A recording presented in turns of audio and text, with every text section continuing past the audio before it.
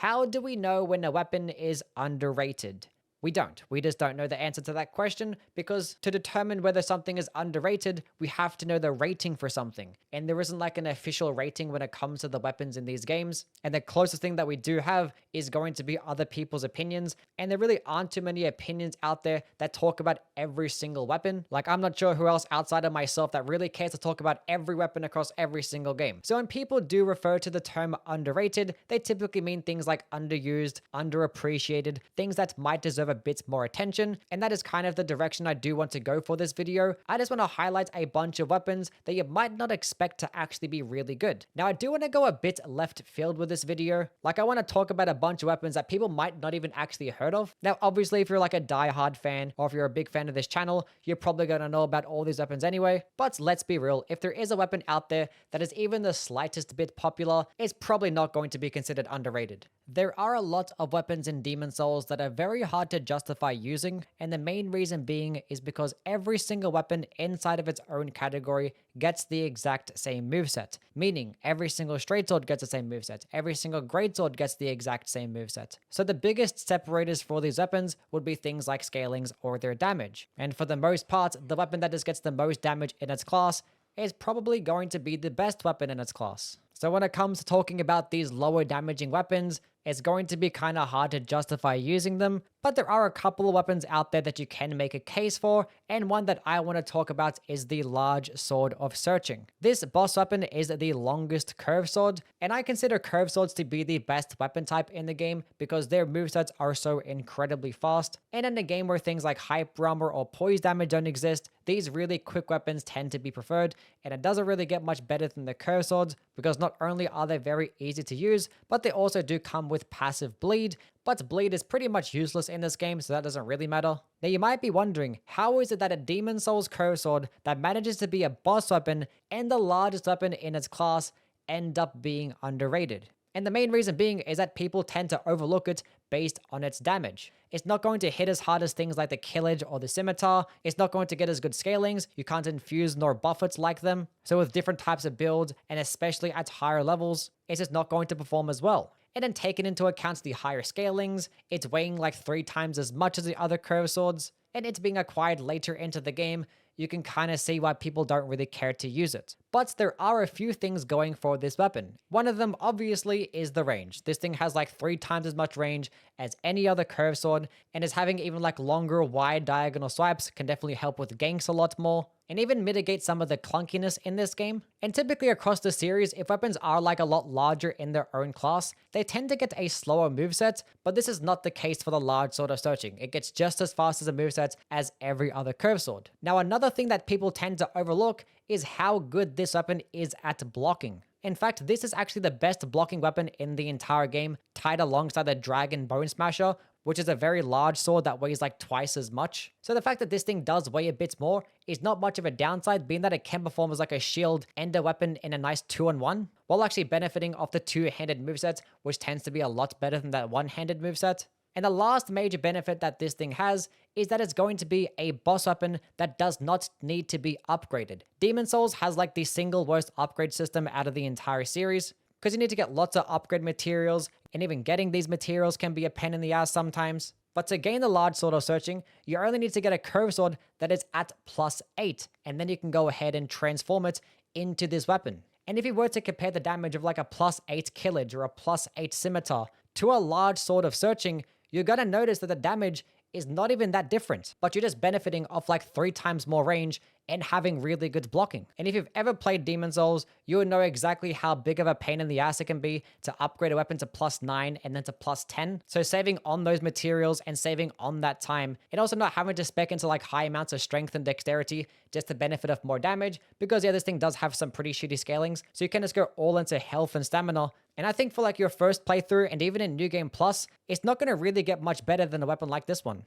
Dark Souls 1 weapons are definitely a big upgrade over the Demon Souls weapons when it does come to the viability of a lot of these and the uniqueness as well. There's lots of different variety when it comes to things like their movesets, even their designs, and you can make pretty viable builds out of most of the options. Now when it comes to the most underrated weapon, I want to give it to my buddy pal, the War Pick. which this is classified as a hammer, and hammers in this game I also just do consider to be underrated, and the main reason being is because this game introduced the mechanic of poise. And hammers are pretty decent when it does come to breaking poise compared to the other small and quicker weapon counterparts. And the funny thing is, it doesn't even get that much of a downside when it comes to the DPS either. Now, the war pick actually doesn't get that good poise damage that the other hammers do, and is kind of more in line with like the axes instead, and axes actually get more damage than hammers. So you might be wondering, why even use the war pick at all? And I'm glad you asked that question because one, the war pick can be the highest damaging hammer in the entire game, specifically if you do go into a quality build, because yeah, this war pick does get a decent scaling in both strength and dexterity. It also is going to be one of the lightest hammers, and it does get the best moveset too. Because when it does come to the hammers, they typically get nothing but downward chops. And the war pick heavy attack gets those nice horizontal swipes, which is good at hitting those multiple enemies, or sometimes those like really skinny enemies that are pretty annoying to try and lock onto. But the best thing about this weapon is going to be the fact that it's pointy. And when it's pointy, it means it's doing thrusting damage, the best damage type in this game. Now, it's not because a lot of enemies are weaker to it, but it's because of a mechanic called counter damage. If enemies are in the middle of an attack combo and you hit them with thrusting damage, that will just take 20% more damage. And if you have the Leo ring on, they're taking almost 70% more damage. And when you are using a quicker thrusting weapon, there is a pretty good chance you end up landing a counter attack, and you're going to benefit a lot more if that weapon actually does really good damage per hit, which the war pick does do. And I think best of all yet, you can get this weapon very early on in the game, and it's going to carry you from start to finish, and definitely carry over into New Game Plus and beyond.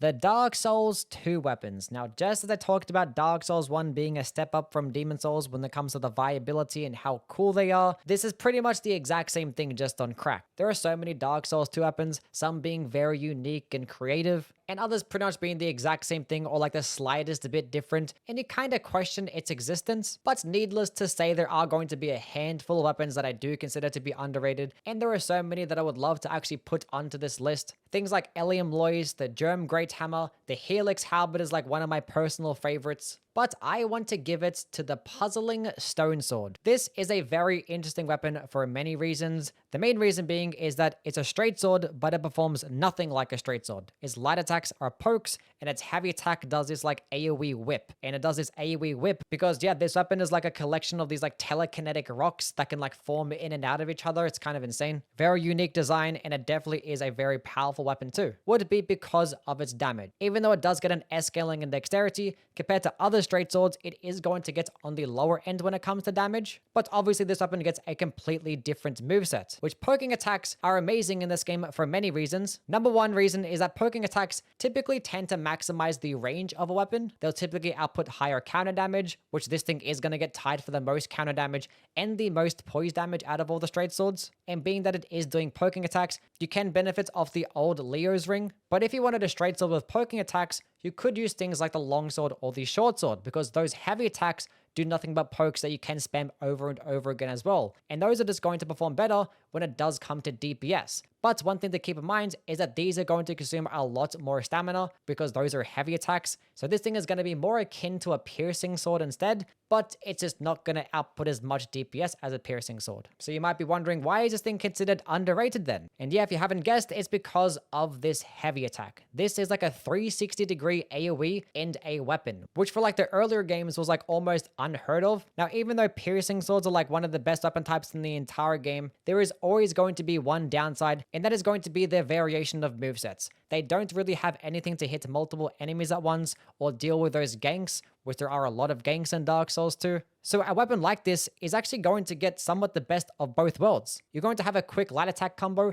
that can output some decent damage, be very easy to use, high counter damage as well, low stamina cost, and then you have a heavy attack that can deal with all those tough situations that a piercing sword might typically lack in. Like you can do multiple jobs with just one weapon that looks really cool and only weighs 2 units. Getting into Dark Souls 3, this game was definitely a lot harder to choose the most underrated weapon because I couldn't really think of many. Like, this game has a lot less weapons compared to Dark Souls 2, but this game is more popular. So a lot of the weapons and a lot of the good weapons tend to already be known. But there were a few that I did still want to touch on, one of them being the Tailbone Short Sword, which there are probably people out there that don't even know this thing even exists, and it can be pretty funny with how much damage it can do to bosses sometimes, but it's only for some bosses, and like for the most part, the rest of the weapon just sucks. And honestly, there's too many dexterity weapons on this list anyway. So I want to talk about the Spiked Mace. This weapon is a Great Hammer, and Great Hammers I consider to be the best strength weapon type in the entire game, because not only do these things have incredible range, but their movesets are not even that slow, and they get nice wide horizontal swipes, which can definitely help deal with all the ganks in this game. They get very good hyper armor, so you don't have to spec into much vitality, just the benefits of actually having some poise. And they'll also just do some very decent poise damage in return. And when it comes to the Spiked Mace, yes, it's not going to get the most damage in class, but it still is going to be an infusible weapon, which is typically just preferred in Dark Souls 3. And also, it comes with passive bleed, which bleed in Dark Souls 3 might not be as good as it is in Elden Ring, but it still is going to be a bonus because there are a handful of enemies that are weaker to bleed, and some bosses can really get messed up by it too. And if you are fighting these bleed weak bosses, there is probably not going to be a better strength weapon out there more so than the Spiked Mace, especially when it comes to its skill. In Spin Bash, this is pretty much a halberd based skill just slapped onto a Great Hammer. Like, the speeds aren't even any different. It pretty much just gets the same Great Hammer damage, that same Great Hammer poise damage, and this insane like stun locking skill that's pretty quick and that can seamlessly follow into your light attacks directly afterwards while doing bleed on top of all of that. Now, am I gonna like it more than the Great Mace? Probably not, because I do like to have perseverance when I'm actually spamming R1 the entire time. But if you only care about damage and stun lock potential, the Spiked Mace might be your option.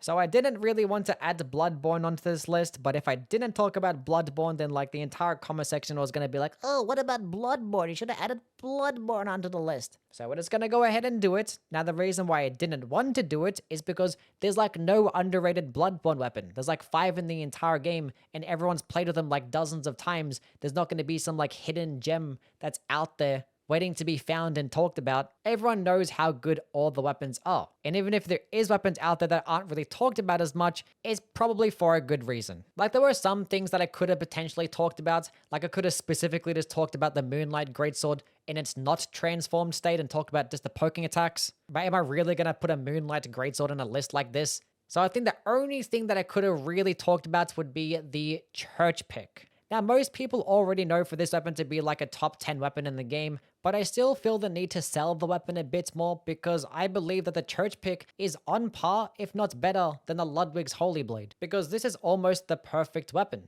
One thing that I value a lot when it comes to the trick weapons in this game is that if you have your untransformed version and your transformed version offer 2 different playstyles and like really good coverage, and that's what this weapon does. The untransformed version is incredibly quick, very high DPS, but it does have some pretty short range, but then you can transform it to make it just have longer range, offer some things like horizontal swipes so you can benefit of hitting multiple enemies at once, and also just hitting enemies at a safer distance. And the transformed attacks are also pretty quick too, so you can seamlessly go in between both of them if need be. But arguably the best thing about this weapon is that it does have this like hidden Beast Hunter modifier that gives it 20% more damage to all thrusting attacks.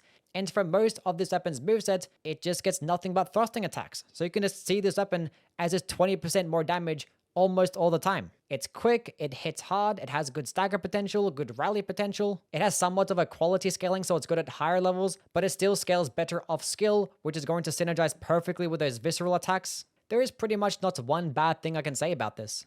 So with Elden Ring being the game that I make the most amount of content on, it is natural that I've talked about these weapons the most. I've talked about every single one multiple times, and in fact I already have made dedicated videos talking about underrated weapons, so I don't really want to rehash the exact same talking points. Not going to talk about the Warped Axe, the Smith Script Daggers, the Blood Fiend's Fork any more than I already have.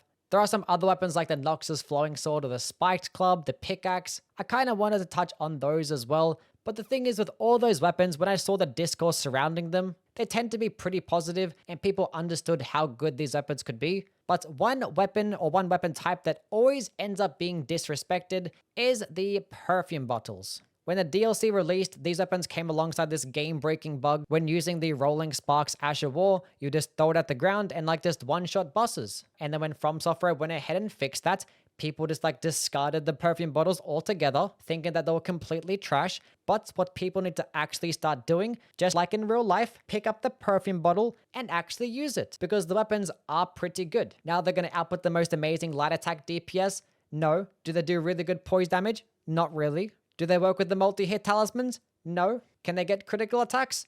Also a no. But they do a handful of things really well. One, they do have some pretty decent range. They also have nice lingering hitboxes as well, so you can throw out your attacks and have enemies walking towards them, especially with those heavy attacks that have these nice wide horizontal swipes, so they're really good at hitting multiple enemies. Their charged heavy attacks are great at stun locking too. These weapons are also extremely light, only weighing 0.5 units. You can just leave this thing in your back pocket and use it as a secondary option, as I will talk about in a little bit. But also, being that most of these weapons are pure elemental based, they are going to gain the maximum effect of buffs that boost elemental damage. Like all of the shrouding tears or the scorpion charms, typically with weapons, they get split physical damage. So you're only really benefiting of half of this buff.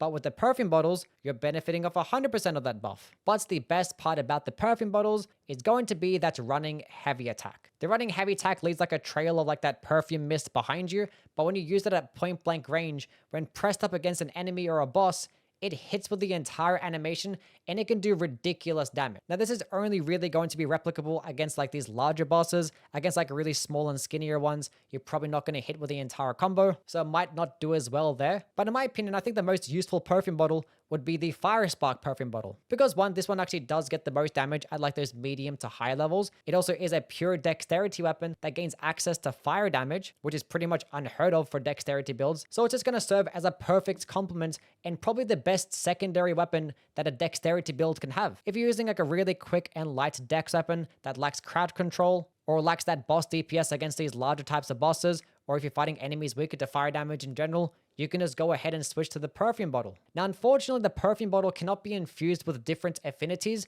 so you can't maximize the damage of certain Ashes of War, but you still can infuse it with different Ashes of War, like Rolling Sparks or Beast Roar. So if you wanted to have a projectile attack, you still can. Something like Beast Roar, for instance, is probably not going to do as well as Stormblade when it comes to stun locking or just DPS, but Beast Roar does go a lot further, and it can be a very solid projectile attack just sitting in your back pocket if you are lacking one. So I think this entire build concept, just using it as a secondary weapon, is probably one of the best things that you can do with some builds, because they just offer far too great of a utility for very little downside.